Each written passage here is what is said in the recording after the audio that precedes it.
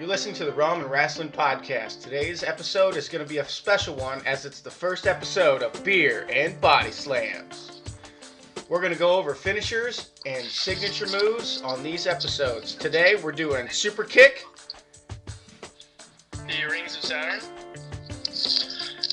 and the RKO. Alright, so let's get to it. So we're going to cover the Super Kick, which has been used by a ton of wrestlers. Not to keep anybody out, but it was Shawn Michaels was the main one. Then we've had variations of Seth Rollins. They call it the Super Kick, but that's whenever they're down on their knees and they quote-unquote super kick. But, I mean, that's not even a super kick. You got to be, like, down and dirty and reach for the stars on these super kicks. The Usos use it too. Do what? The Usos use it too. I mean, it's the problem now. It's sort of the Young Bucks. Young Bucks. Yeah, it's kind of like Shawn Michaels created it. Now they just use it. It's not even a finisher anymore. They just use it as a in-ring regular strike. It's just a strike now. Yeah, that's the sad part. I mean, if you look at the Usos and like the Young Bucks, they wash it down so much that it's just like a strike. Like it's not even like. Yeah. It's not even. There's no specialty like to it anymore. It's like a punch, or just like a slap, you know. Just kind of been watered down over the years. I mean, it used to be a finisher, you know, back in the day. Anymore, there's no validity to the kick anymore. It's just, bam, it's a kick. It's like a drop kick now. When back in the day, I mean, you get hit with a super kick, boom, you're done. But I think it's because it's watered down so much. I mean, hell, Yokozuna used a super kick one time. Rikishi used it. And, that... Yeah. It's like, trying to think, who's his name? Yeah, Rusev used it at one point. Yeah, Rusev used it. He did like the double front kick or something. Yeah. And then you have the bro kick, you have the claymore, which those aren't even true super kicks. The super kick, you had to be flexible. If you look at like these guys doing the super kicks now, I mean, they don't have that flexibility like Michaels had whenever he was hitting Hogan with it, and he was like complete 1 foot down and 1 foot was straight up in the air. Almost like he was doing a split when he was doing it. Exactly, Johnny Cage style. Finish him. But like, I mean, it's sadly it's an overused move. But when Michaels hit Bret Hart with it, he did it so perfectly that after Hart got hit with it, he just fell on top of him and got the pin. I mean, he was just so good at it, and then unfortunately, so many people use it now. Female wrestlers use it, Paige, Naomi, but they just use it mid-match. There's no more finisher. There's no. I think it's as a strike now. That's just a normal strike, like a punch. Yeah, the finishers. There's no leading up to it. There's no. My God, he just decapitated. No, there's no tune in the band in the corner. There's none of Exactly. that. Well, Dolph started to try to do that, but then I think that went away after. Yeah, Dolph Ziggler. A while. Yeah, he tried to use it. I mean, it's just like a video game. You know, in wrestling video games, you have to wear your opponent down to be able to hit your finisher or your signature. Nowadays, ding, ding, ding, everybody's got a finisher, and it just devalues the move. But I will say that Michaels, hands down, when he hit Ric Flair with that super kick, most powerful super kick ever, just because of the setup, the situation, the match, everything. The retirement match in Yes. WrestleMania? Yeah. I think that one's good. I think my favorite is the one against, who was it? Shelton Benjamin. Oh, that was amazing. Oh my God. I thought he was dead. Mid-air, that was pretty cool, yeah. It was, I think, another thing you gotta look at is, I feel like wrestling moves have just, like, evolved. Like, if you look at some of the moves from, like, the 80s and early 90s, like, no one's using, a leg drop. No one's using it as a finisher. Not very many people are using a splash as a finisher, so I feel like that's another thing that's, like, sadly happening to the Super Kick. Yeah, like a lot of their big moves that they did back in the 80s, 70s, and 80s are now just normal in-ring, moves. Moves. I mean, what's to blame? Like the sleeper hold. What's to blame for that? Yeah. What? What's to blame for these moves that used to be dramatic and over the top being nothing more than just a collar and elbow tie-up? Well, it's just the evolution of how more creative they came out with their finishers. That they believe are better. I think one of the other things that I point to is like the cruiserweights in WCW doing when people see like a Hurricane off the top rope, and then they see like a leg drop later on in the show by like Hogan in like '96 WCW. It's like, oh, yeah. One of these look really cool. One of these look kind of dated. That's true. I mean, but also, don't you think it has to do with the booking, like, of the matches, and how they're put together? Like, oh yeah, well now he's gonna hit you with 3 finishers, and you're still gonna kick out at 2. Yeah. Right. I just watched Mania 34 like for the first time. How many F5s did Brock hit? Like 6. Yeah. You shouldn't need 6 finishes. Yep. Yeah. It's way too much. I mean, that's way. I mean, who produces that match? And who says that it takes 5 or 6 F5s to really finish their opponent when the match, he should have worn down a match.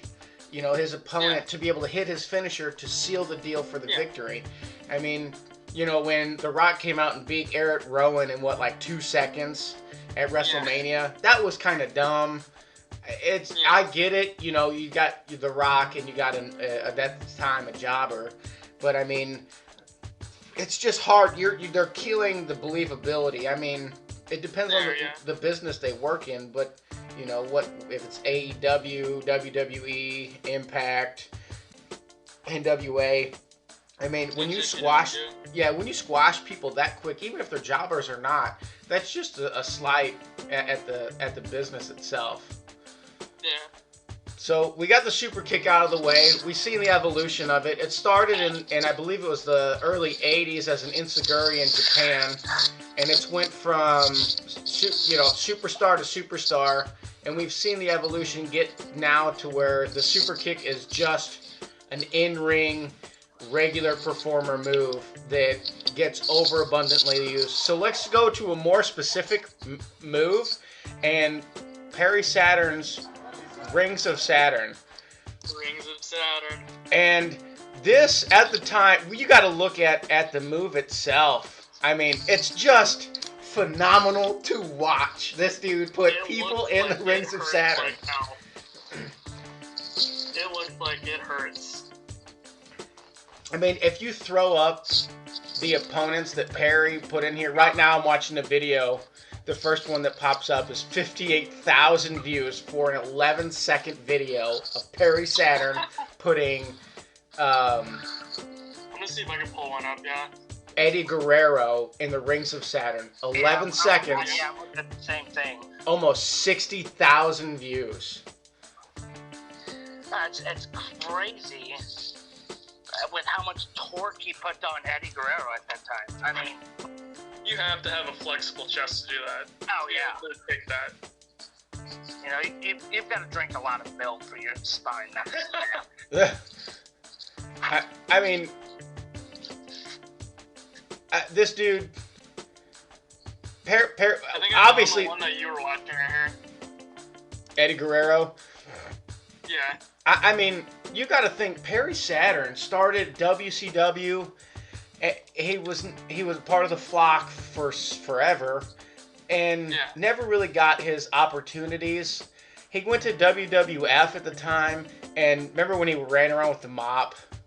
I mean, that was kind of, you're talking about a guy who was, he was ripped out of his gourd. He was in ring. He was good.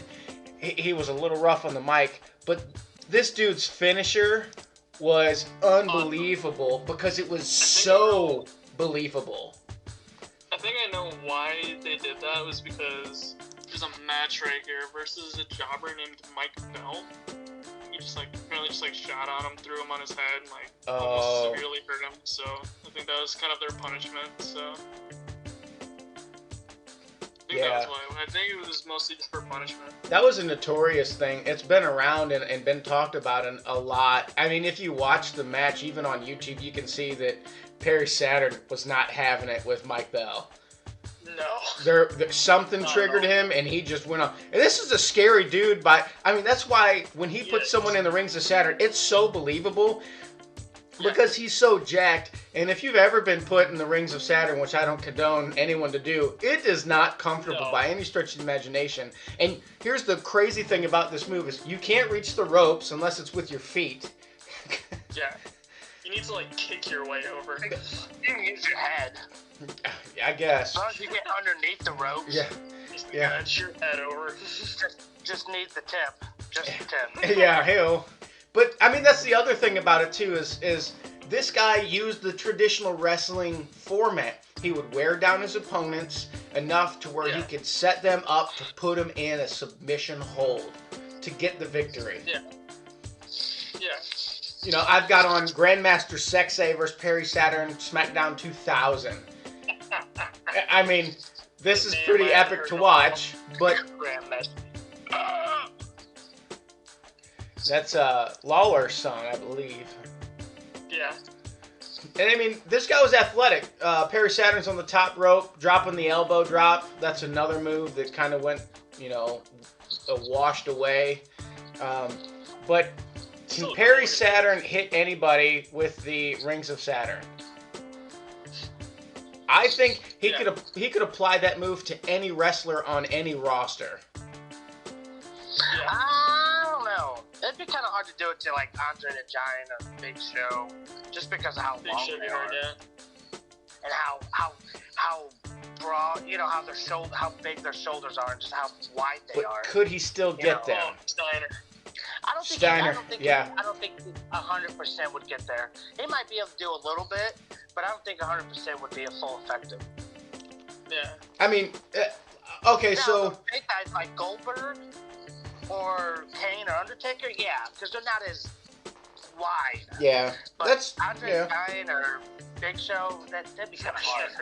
Giant haystacks. Giant haystacks.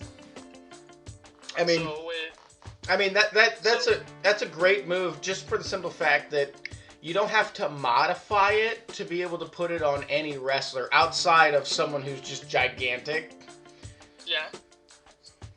And it was recently brought back by Neville, I believe. Yes, you're correct. Yes. Yeah, and the imagery of when Perry Saturn puts you in the rings of Saturn, when he's throwing his bald head around, it just adds to the view of how painful it is. This man is just going psychotic. He's legit hurting this human. Yeah, I mean, that's a great finishing move. He's legit trying to hurt him. Yeah. Submissions, as in general, have gone down in popularity, unfortunately, here in the past, I want to say 5 years in wrestling. I mean, not many people now use submissions, which is sad to say. That is one of the great ones. More people are going to the next move. Eric, you want to... The RKO. There we go.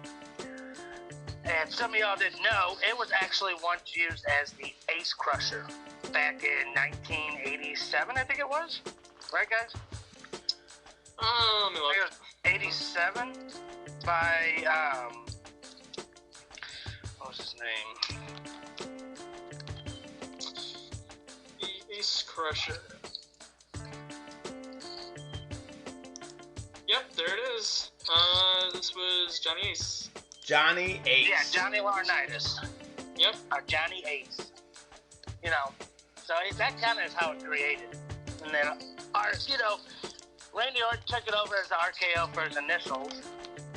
And I think that is probably has to be the top 3 finishing moves in all of wrestling. I mean, because you could do it from anywhere. Like back, what was it, WrestleMania? Oh my God. We just talked about this. Seth Rollins out of the curb stomp. Yep, we talked about that one. Yeah. Nobody saw that. Nobody saw that coming. You know, or when who was it who did the it was like Born the Shooting Star, yeah, I think. the Shooting Star, when you did out of the Shooting Star. You know, you just never know when it's gonna come. Well, I mean, there's a lot of people who use variations of that move. I mean, you can look. DDP started it, and he put his opponent in the corner in the turnbuckle, and then did it. Yeah, you used to run with it. Yeah, it was a running cutter at that time. I mean, Orton apparently tried to get a hold of DDP to be able to use that move, and that's where it's evolved to where it is now. I mean, there's a lot of excitement when Orton uses it. Oh. Because he's done it so many times. But back when he first started doing that, you're just like, oh my God, how did he do that from that angle? How did he not kill him? So has that watered down that move, though? That's the next question. It's been used by multiple wrestlers as the super kick. And, you know, is it something that the fans have been used to? It's only been used a couple of older wrestlers. It hasn't been used like they do now. Like, not a lot of, you don't see a lot of matches where people just out of nowhere do the RKO. You know what I mean? Like, yeah, it was, you know. I feel like it still gets a good pop when it happens. Yeah. How do you feel about a variation of it? Kevin Owens using Stone Cold Stunner. I think that's the stupidest thing ever, in my opinion. I'm sorry, but you can't take Stone Cold's finisher. I mean, it just doesn't look right when somebody other than Stone Cold. I don't know if it would like lump that in with RKO. Like, it's close, but I don't know if I'd lump it in. Yeah, I mean, it's another wrestler using another wrestler's finishing move, and how do you differentiate to the fans when Randy Orton uses it compared to when DDP uses it, which hasn't been for a long time, but I mean, who's got the bigger pop? Well, you gotta think a lot of fans now probably don't even remember when DDP did it. I think when I think of the two, I think of DDP hitting it on Goldberg and Halloween Havoc. That's the big one I remember. Yeah. That's a really big one, but outside of that, I don't really remember that many like big pops from it. Like, he got, like, the pop when he would do it, but, like, I don't remember, like, you know, like, Rollins and Orton and Mania, like, that, holy crap, he just did that. Yeah. Right, like when Rollins did Triple H's move. The pedigree. That's true. The pedigree. Yeah. I mean, washing it down. But how does Orton still hold on to to using the RKO and still giving it its power, its prowess whenever he hits it, you know?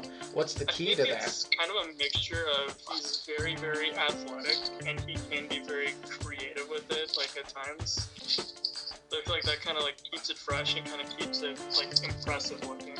Yeah, I agree with Zach. Like, he doesn't, you know, he doesn't just do it, you know, he creates something out of it. You know, he does it out of somebody's move, or he does it out of somebody's finisher. You know, he gets creative with it. Top rope, cage, you know. It's not just, a normal, whoop, RKO. You know, he gets creative with it. There's no setup to it. Yeah. Yeah. So out of the three moves, a submission, a strike, and then the actual wrestling move itself, which do you think has the more ability to actually be believable for the crowd whenever it's hit?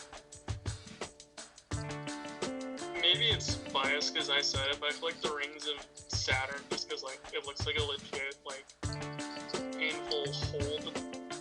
Like, the super kick could probably knock you out, but I feel like, you know, like, just being in that hold just, like, legit hurts more.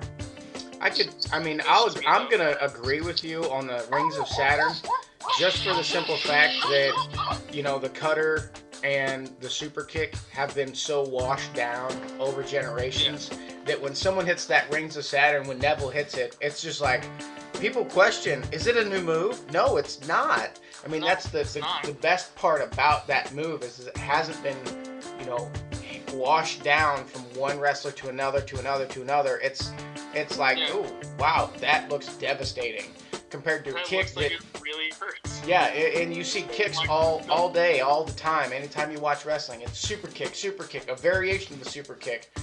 I mean, it's rare that you actually get to see. This doesn't look like it's a show anymore. This looks like he's legit trying to hurt him. It's super kick parties, Young Bucks. That's pretty much what. That's not taken away from a lot of these guys' ability to hit these replicas. It's just it's not holding its weight anymore. Like when Jake the Snake hit the DDT. Then look at that. I mean, it's kind of gone away too. Yeah. A lot of people have hit that move. Like, there's a Rocky You want your move. collar? It's kind of like it's a transitional move. It's basically a finisher. Yeah, and I think that's the Basically a road. competitive end to a match, Yeah, I think that's the road that it's heading down. So, I think we've reached the end here at the first episode of Beer and Body Slams. Thanks for listening, and look forward to checking out more of this series.